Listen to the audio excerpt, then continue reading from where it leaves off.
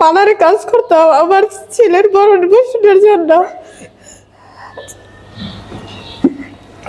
সে ওই আমার দোকানের পার্লারের মালিককে বিভিন্ন ধরনের হুমকি দিয়ে আমার ওই কাজটাও বন্ধ করে দেয়। তার এইসব খারাপ কথা বলার জন্য আমি আজকে সমাজে গ্রামে কোনো জায়গায় মুখ দেখাতে পারি না। থানা কাপাসিয়া, জেলা গাজীপুর।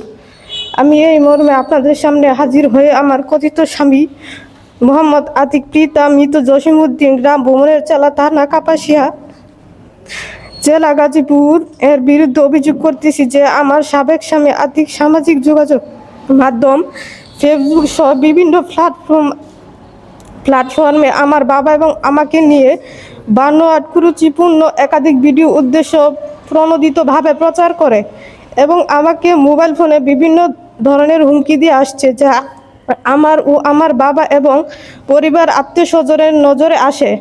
এসব মিথ্যা বানোয়াট ভিডিও দিয়ে আমাকে ও আমার পরিবারের লোকজনকে সামাজিকভাবে হেয় প্রতিপন্ন করা ছাড়া অন্য কিছু নয়। আমি এসব ঘটনা বাস্তবতা বলার জন্য আপনাদের সামনে হাজির হয়েছি। প্রিয় সাংবাদিক ভাইরা, আজকে মহান স্বাধীনতা দিবস 26শে মার্চ। আপনাদের অবগতির জন্য জানাচ্ছি যে আমার জন্ম 8/3/2005 সালে।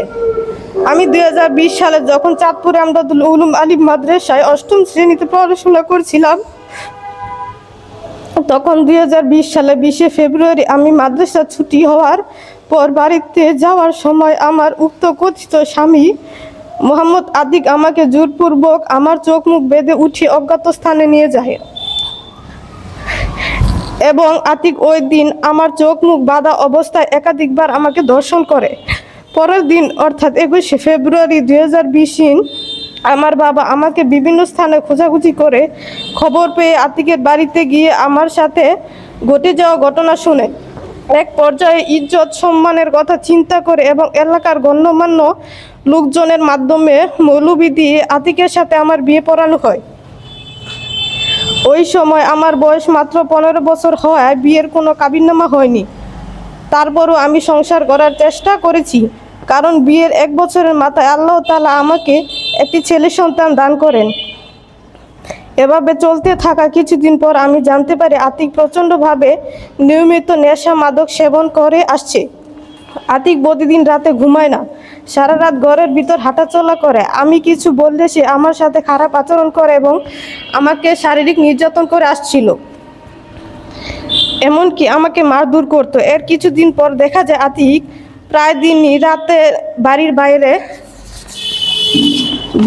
বাড়ির বাইরে সময় কাটাতো। সারা রাত অপেক্ষা করলেও তার দেখা পাওয়া যায় না। রাতের পর রাত বাড়ির বাইরে কাটানোর বিষয়ে আতিকের কাছে আমি জানতে চাইলে সে আমার উপর ক্ষিপ্ত হয়ে আমাকে মারধর করত, এমনকি আমার গলায় চাপ দিয়ে মেরে ফেলার চেষ্টাও করত। পরবর্তীতে আমি গোপনে খোঁজখবর নিয়ে জানতে পারি আতিক একাধিক নারীর সাথে সম্পর্ক গড়ে তোলে এবং ওইসব নারীদের সাথে রাতের পর রাত বাইরে সময় কাটায়। এসব বিষয়ে আতিককে জিজ্ঞেস করলে সে ক্ষিপ্ত হয়ে বলে, আমি নেশা মাদক ও নারীদের সঙ্গ ছাড়তে পারবো না, তুই থাকলে থাক, না থাকলে চলে যা। এক পর্যায়ে দিনের পর দিন এমন ঘটনা ঘটতে থাকায় আতিকের সাথে আমার বনিবনা না হয় গত 20/2/2024 তারিখে আমি আতিককে ডিভোর্স দিতে বাধ্য হই। ডিভোর্সের পর থেকে এই পর্যন্ত সে আমার ও আমার বাবা মা দাদি খালা এক নানা সহ আমাদের বিরুদ্ধে একের পর এক মিথ্যা মামলা দিতে থাকে। মোট 9টি মিথ্যা মামলা দিয়ে আমাদেরকে হয়রানি করে আসছে। ওইসব মামলার কোনো ভিত্তি নেই। আমরা 2 বোন, আমার কোনো ভাই না থাকায় এক প্রকার অসহায়ত্বের মতো জীবন কাটাচ্ছি।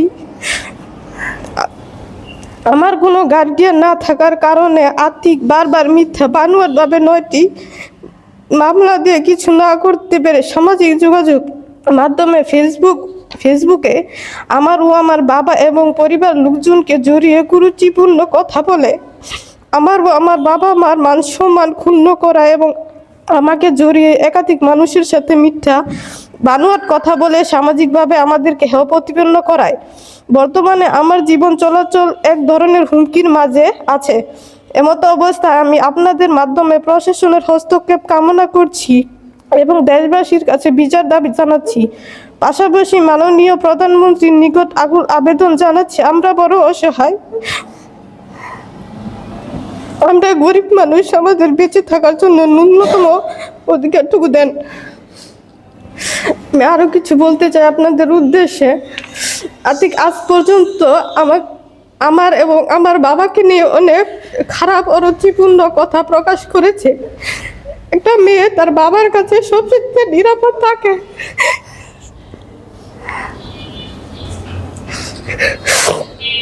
সে আরো একাধিক ছেলের সাথে আমাকে জড়িয়ে অনেক বাজে মন্তব্য এবং বিভিন্ন কুরুচিপূর্ণ ভিডিও প্রকাশ করে। আমাকে যদি কেউ সাহায্য করতে আসে তাহলে আমার সাথে তাকে জড়িয়ে খারাপ ভাষা, গালিগালাজ ও বিভিন্ন ধরনের কুরুচিপূর্ণ কথা প্রকাশ করে।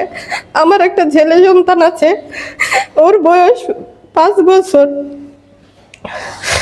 ওকে 2-3 বছর যাবৎ ওর বাবা, আমার কথিত স্বামী, তাকে কোনো ভরণ পোষণ দেয় না। আমি একটা পার্লারে কাজ করতাম আমার ছেলের ভরণ পোষণের জন্য।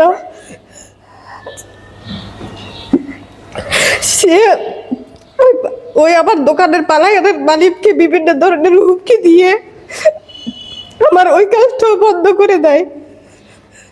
তার এইসব খারাপ কথা বলার জন্য আমি আজকে সমাজে, গ্রামে কোনো জায়গায় মুখ দেখাতে পারি না। আমি যে কোনো সময় আত্মহত্যা করবো।